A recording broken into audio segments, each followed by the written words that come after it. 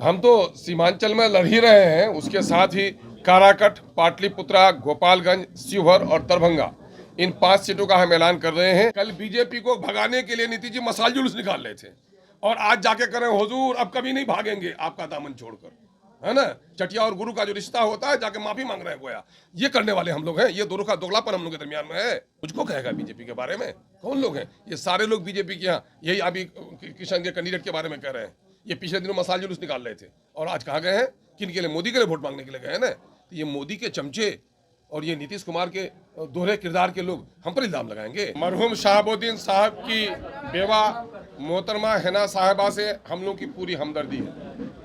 अगर वो इंडिपेंडेंट लड़ने के लिए आती हैं या हमारी लाइक मैंडेट पार्टी से लड़ने के लिए आती हैं तो हमारा समर्थन उनको होगा। कौन नहीं है बीजेपी के गोद में बैठे हुए? ये सारे लोग बीजेपी के गोद में बैठे हुए हैं। अगर बीजेपी से कोई अलग है, चूंकि उनका कोई नुकसान नहीं है, उनके स्वार्थ का नुकसान हो सकता है, लेकिन मेरे मजहब का नुकसान है, मेरी नस्लों का नुकसान है, मेरे धर्म का नुकसान है।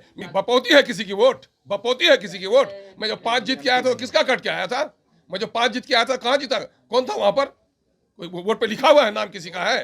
अरे हमारे वोट पर राज किया है लोगों ने। आज हम लोग दरअसल कई सीटों का ऐलान पार्टी कर रही है, क्योंकि हमने पिछले दिनों में 11 सीटों का ऐलान किया था और काफ़ी अवामी दबाव है, हमारे संगठन के लोग भी और आम जनों का भी काफ़ी दबाव है कि एमआईएम और सीटों से लड़े। तो हम आज चंद सीटों का और ऐलान कर रहे हैं। काराकट से पाटलिपुत्रा, गोपालगंज, शिवहर और दरभंगा में भी पार्टी इलेक्शन लड़ेगी, जिसका ऐलान पार्टी आज कर रही है। मधुबनी से भी काफ़ी दबाव है, उसके बारे में हम लोग गौर कर रहे हैं, लेकिन इन जगहों पर पार्टी इलेक्शन लड़ेगी, जिसका ऐलान हम लोग कर रहे हैं। और कई उम्मीदवार हमारे यहाँ हैं।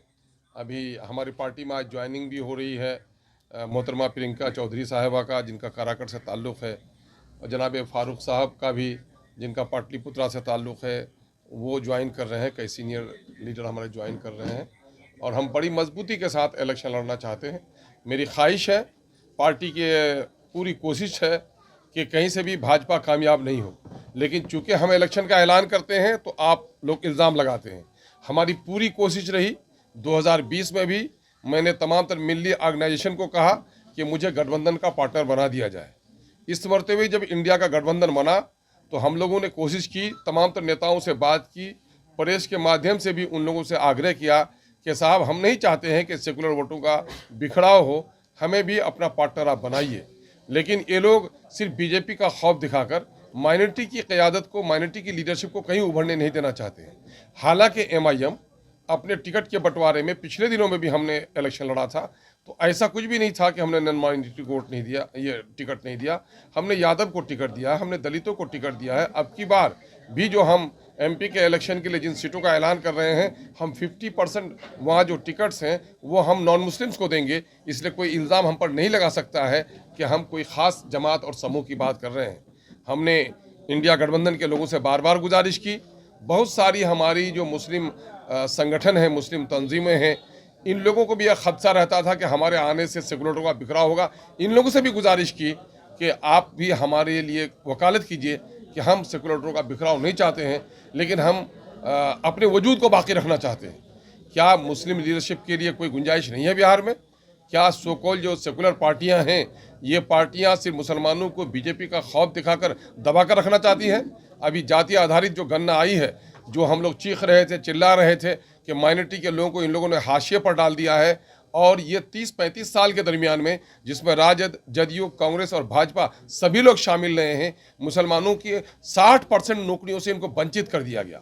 जाहिर है कि बिहार में इस वक्त नौकरियां सलाहियत पर मिलती हैं। चूँकि मुस्लिम अक़लियत के लोग पसमानदा हैं, पिछड़े हो गए हैं, गरीब हो गए हैं, उनका एजुकेशनल अपलिफ्टमेंट नहीं हुआ है, तो उनको विशेष वो रिजर्वेशन दिया जाए, उसकी बात भी सरकार नहीं सुन रही है। जो ओबीसी लिस्ट में जो रिजर्वेशन का शेयर है, वो शेयर भी उनको नहीं दिया जा रहा है। और आज किसी से ये बात ढकी छुपी नहीं है कि नौकरियां अब सलाहियत से ज़्यादा पैरवी पर बिहार में मिल रही हैं। जिन लोगों का पहले मास्टर रोल पे बहाली होती है, उन्हीं को परमानेंट किया जाता है, तो वहाँ पर सलाहियत देखी नहीं जाती, वहाँ पैरवी देखी जाती है। इसलिए और जहाँ जहाँ अभी जो आई है, जो आर्थिक आंकड़े आए हैं जाति आधारित गणना में, उसमें ये दिखाया गया है कि जिन जिन क्षेत्रों में मुसलमानों की आबादी है वो क्षेत्र ज़्यादा पिछड़ा रहा है, वहाँ पलायन ज़्यादा हुआ है, वहाँ गरीबी ज़्यादा रही है, वहाँ पर नाना किस्म की बीमारियाँ ज़्यादा रही हैं। इसलिए हम लोग बिहार की एक बड़ी आबादी जो नज़रअंदाज करदा आबादी है, उस आबादी को हक दिलाने के लिए संघर्षशील है, लेकिन हम सबको साथ लेकर चलना चाहते हैं और काफी दबाव है, इस वजह से इन सीटों का हम ऐलान कर एक बार और ऐलान नाम बता दीजिए, एक बार और प्लीज बता दीजिए, है ना।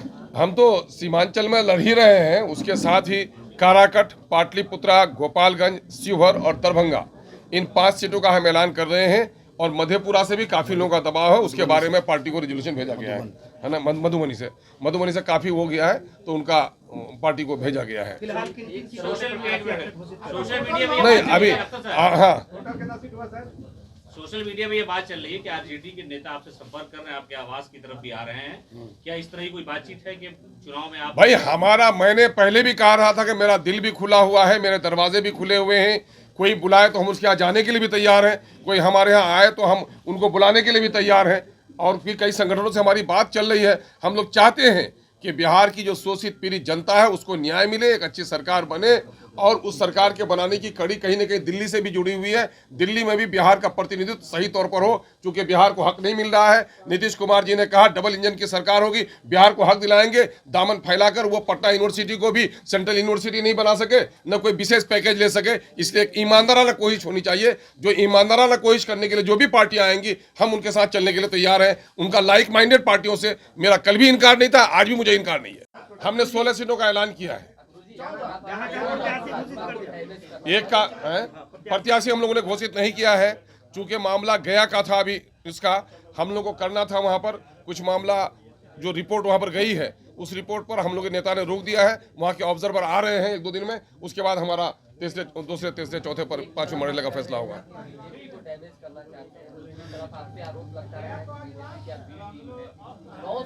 कौन बेशरम लोग मुझे बीजेपी का बी टीम कहते हैं? हिम्मत तो मुझसे मुकालमा कर ले, बहस कर ले। नीतीश कुमार जी पिछले दिनों में जब आए थे, बहुत बीजेपी को छोड़ के, तो हर जगह वही प्रचार कर रहे थे। कुछ हमारे धार्मिक गुरुओं को लेकर बैठ के भी उसने बंद कमरे में मीटिंग की, साहब सबसे खतरनाक तो ये हैदराबाद वाली पार्टी है। गए थे समाधान यात्रा में पूर्णिया, समाधान तो कुछ नहीं किया नहीं समस्याओं का। वहां पर भी वही कहा कि बीजेपी की बी टीम है।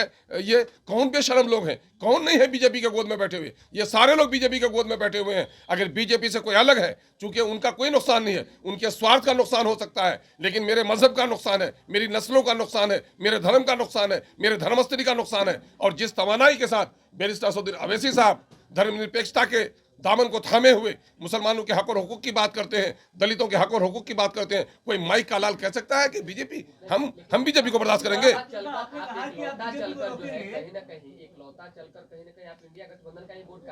भाई बपौती है किसी की वोट, बपौती है किसी की वोट। मैं जो 5 जीत के आया था तो किसका कट के आया था? मैं जो 5 जीत के आया था, कहाँ जीता? कौन था वहां पर? कोई वोट पे लिखा हुआ है नाम किसी का है? अरे हमारे वोट पर राज किया है लोगों ने। आप 2015 का आप देख लो, गठबंधन की सरकार की रिपोर्ट, 41% वोट हासिल किए थे महागठबंधन ने। 41% में 18% वोट मुसलमानों का था। 23% वालों को 25 मंत्रालय नहीं, 34-38 मंत्रालय मिली। और जो 18% माइनॉरिटी के लोगों ने वोट दिया, 4 मंत्रालय झुंझुना उनको मिला। हक से महरूम कर रहे हैं। अभी तो कुछ भी नहीं कर रहे हैं आप, एमपी भी नहीं है ना। अच्छा, किशनगंज में आपका मुकाबला है, जनता दल यूनाइटेड के उम्मीदवार जो है नॉमिनेशन कर रहे हैं, मास्टर मुजाहिद बीजेपी के साथ है। कल तक आपको एजेंट करते थे, जावेद आपके खिलाफ है। इसीलिए तो मैं कह रहा हूँ कि रणनीति क्या होगी आपकी वहां पर? मैं तो कहता हूँ इन लोगों का रंग रूप देख लिया ना। कल बीजेपी को भगाने के लिए नीतीश जी मसाल जुलूस निकाल रहे थे, और आज जाके कह रहे हैं हुजूर अब कभी नहीं भागेंगे आपका दामन छोड़कर, है ना। चटिया और गुरु का जो रिश्ता होता है, जाके माफी मांग रहे हैं गोया। ये करने वाले हम लोग हैं। ये दोनों का दोगलापन हम लोग के दरमियान में है। मैंने नीतीश जी को 2014 में पहचाना था। बिहार के लोगों को पहचानने में देर लगी, और जब मुझको टिकट दिया था, मुझको क्षण भर देर नहीं लगी जब बीजेपी की तरफ से कदम बढ़ाया था। मुझको कहेगा बीजेपी के बारे में? कौन लोग हैं ये? सारे लोग बीजेपी के यहाँ, यही अभी किशन के कैंडिडेट के बारे में कह रहे हैं। ये पिछले दिनों मसाल जुलूस निकाल रहे थे, और आज कहाँ गए हैं? किन के लिए? मोदी के लिए वोट मांगने के लिए गए हैं ना। तो ये मोदी के चमचे और ये नीतीश कुमार के दोहरे किरदार के लोग हम पर इल्जाम लगाएंगे। देखिए, मरहूम शहाबुद्दीन साहब की बेवा मोहतरमा हिना साहिबा से हम लोग की पूरी हमदर्दी है। अगर वो इंडिपेंडेंट लड़ने के लिए आती हैं या हमारी लाइक मैंडेट पार्टी से लड़ने के लिए आती हैं, तो हमारा समर्थन उनको होगा और हम लोग उनको समर्थन देना चाहते हैं। तो क्या वोट मांगने भी जाएंगे उनके लिए अगर इंडिपेंडेंट लड़ेंगे तो? अरे भाई, समर्थन का मतलब सब कुछ होता है भाई, समय मिलेगा तो सब कुछ करेंगे। ओवैसी साहब भी जाएंगे सिवान वोट मांगने? अब अवैसी साहब के बारे में तो मैं नहीं कह सकता, मैं अपना जिम्मेदार हूँ। अवैसी साहब चूंकि अभी भी देश में कई जगहों पर इलेक्शन होगा, उनकी फुर्सत के मामले हैं, उनके बारे में मैं नहीं कह सकता जी। अब भाई कोई आना चाहे तो रोक नहीं है, कोई ना आना चाहे तो उनको टोक नहीं है। कोई प्रयास आप लोगों की तरफ से? प्रयास है, हम लोग का दामन खुले, मैंने कहा दरवाजे भी खुले हुए हैं, दिल भी खुले हुए हैं।